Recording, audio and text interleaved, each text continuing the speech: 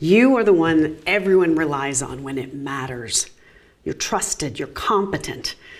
And there are plenty of days when you're carrying far more than anybody realizes. I understand that. I spent years overperforming in industries where just being one of the guys was survival.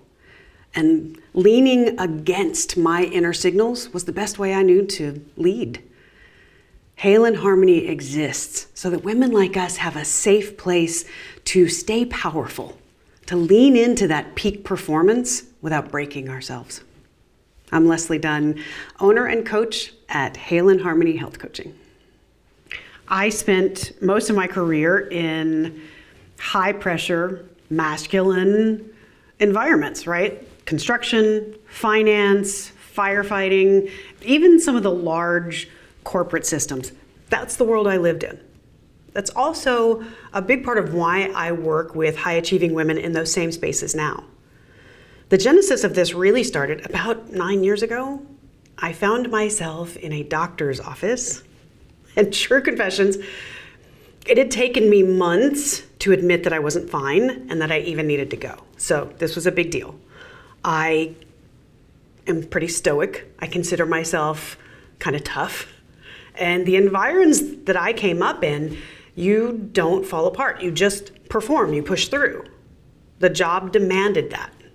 And really, my identity depended on that too. But the truth is, I was exhausted. I was foggy and snapping at loved ones. And inwardly, I think I was quietly terrified that I was losing my edge. And that meant I would lose everything I'd worked for. So here I am, sitting in this doctor's office, pouring my heart out and telling him how bad things have gotten. And he shrugs his shoulders and says, "Sounds perfectly normal for your age." So I nod, I thanked him, calmly walk out of the office, and then I ran to my car because by the time I got there, I was sobbing so uncontrollably that I could barely breathe. He'd just done to me the same thing I'd done to myself, right? He dismissed me. Because on the surface, everything looked fine. I was functioning perfectly. That was the moment I knew, hey, even if this is normal, this is not acceptable. And I refused to break myself down in order to maintain that level of performance. Here's the funny thing. As I stopped trying to override my body, as I started reclaiming these pieces of myself that I had shut down, my intuition, my emotional intelligence, my empathy, something unexpected happened. I didn't lose my edge. I sharpened it.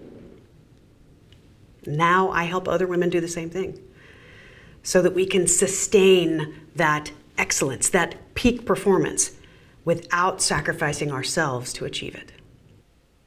I'm speaking to the woman who is outwardly strong and capable, but inwardly is really tired of carrying everything for so long.